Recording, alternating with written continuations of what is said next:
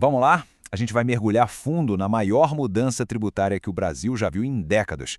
E o que isso quer dizer na prática, para quem tem um comércio no Simples Nacional? Bom, é exatamente isso que a gente vai desvendar agora. O que essa reforma significa para o caixa da empresa e, mais importante, como se preparar. Primeiro, a gente entende o que está mudando.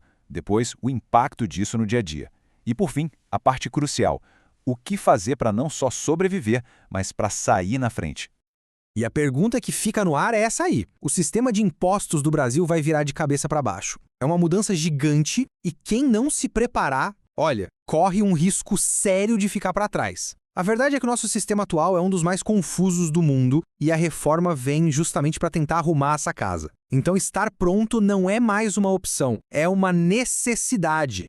Para a gente ter uma ideia do tamanho disso, não estamos falando de um ajustezinho aqui, outro ali, pensa numa reconstrução completa. Sem exagero, a transformação mais profunda no nosso sistema de impostos desde a Constituição de 88. É por isso que todo mundo está falando disso e é por isso que é tão importante prestar atenção em cada detalhe. A ideia central é até simples, mas muito poderosa. Dar adeus a 5 impostos diferentes e colocar apenas 2 no lugar. Isso mesmo. PIS, COFINS, ICMS, ISS, tudo isso vai ser substituído. Para quem vem comércio, a promessa é o fim daquela loucura de regras que mudam de um estado para o outro, de uma cidade para outra. A meta é menos dor de cabeça e, claro, menos burocracia. Ok, então 5 impostos saem. E quais entram? Vamos conhecer os nomes que vão fazer parte do vocabulário de todo negócio no Brasil. Basicamente, são 3 novas siglas para a gente entender. O primeiro deles é o IBS, o Imposto sobre Bens e Serviços. Ele vai juntar o imposto estadual, o ICMS, com o imposto municipal, o ISS.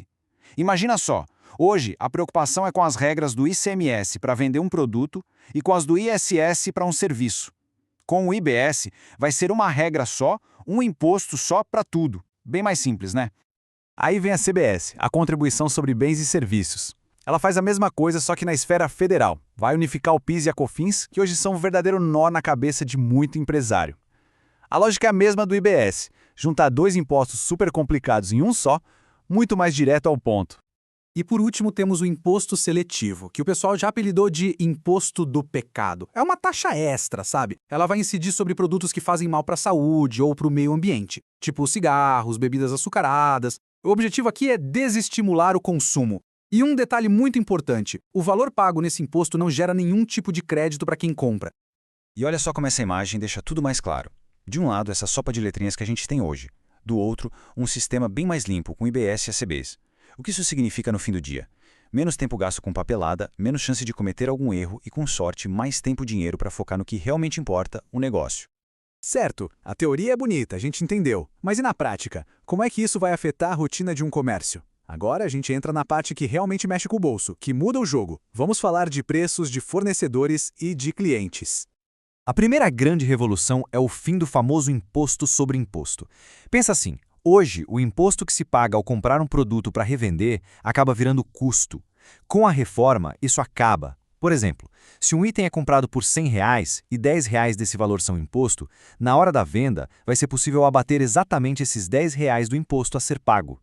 O imposto deixa de ser um custo escondido e a margem de lucro fica muito mais transparente. E aqui está uma das maiores viradas de chave da reforma. Então presta muita atenção.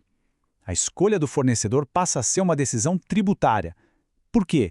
Porque um fornecedor no Simples Nacional não gera crédito de imposto. Já um fornecedor do regime normal gera. Pensa no exemplo prático. 2 fornecedores vendem a mesma caneta por R$10. O fornecedor A, do Simples, não gera crédito. O fornecedor B, do regime normal, gera R$1 de crédito. No final das contas, a caneta do fornecedor B custou, na verdade, R$9. Percebe a diferença? Então, o que essa frase quer dizer para o negócio? Significa que, daqui para frente, ao negociar com o fornecedor, vai ter uma nova pergunta na mesa. Qual é o seu regime tributário? E essa pergunta pode se tornar tão importante quanto o preço do produto ou o prazo de entrega, para a saúde financeira da empresa. E essa nova lógica toda de crédito de imposto leva a gente para uma questão fundamental. O principal cliente do negócio é outra empresa ou é o consumidor final, a pessoa física? A resposta para essa pergunta vai basicamente definir a estratégia de sobrevivência e de crescimento nesse novo cenário que está se desenhando. Esse fluxo aqui na tela ilustra isso perfeitamente. Quando se vende para outra empresa no mundo B2B, o crédito do imposto vai passando para frente. É como se fosse um bastão numa corrida de revezamento, sabe? Cada empresa na cadeia aproveita o crédito da etapa anterior. Mas, quando a venda é para o consumidor final, a pessoa física, a corrida acaba ali. O crédito morre no caixa. Essa é a grande virada. Então vamos ser bem diretos. Se o negócio vende para outras empresas, a regra do jogo ficou muito clara. O cliente vai querer o crédito do imposto. E se uma empresa, estando no Simples Nacional, não pode oferecer esse crédito, o concorrente dela, que está no regime normal, vai poder. O resultado? Na prática, o produto ou serviço se torna mais caro e menos competitivo. Agora, se o foco principal é vender direto para o consumidor, a história muda da água para o vinho. Sabe por quê? Porque a pessoa física que entra na loja não está nem um pouco preocupada com o crédito de imposto. Ela quer saber o preço final na etiqueta. O que importa é se o produto está mais barato que o do concorrente do lado. E nesse jogo, a simplicidade e as alíquotas geralmente menores do Simples podem ser a grande vantagem competitiva. E tudo isso nos leva à pergunta de R$1 milhão. Com esse cenário todo, qual é a conclusão? Vale a pena continuar no Simples Nacional, com toda a simplicidade que ele oferece, ou chegou a hora de encarar a complexidade do regime normal para poder jogar o jogo dos créditos? Bom, a resposta depende totalmente do perfil do negócio. Pensa nesses eixos como se fosse um mapa. De um lado, para quem a empresa vende, outras empresas ou consumidores. Do outro, o tamanho do faturamento. O ponto onde a empresa se encontra nesse mapa vai indicar o melhor caminho. Para uma loja de varejo que vende para o consumidor final e tem um faturamento menor, o Simples provavelmente continua sendo o lugar certo. Agora, para um atacadista que vende para outras empresas e fatura alto, talvez seja a hora de pensar seriamente em migrar para o regime normal. Então, vamos fazer um checklist rápido. Quando que o Simples continua fazendo sentido? Primeiro ponto, se o foco principal é o consumidor final. Segundo, se o faturamento está na faixa de baixo a médio. E terceiro, se os principais fornecedores também são do Simples. Se a resposta foi sim para esses pontos, é um sinal bem forte de que ficar onde está pode ser a decisão mais inteligente.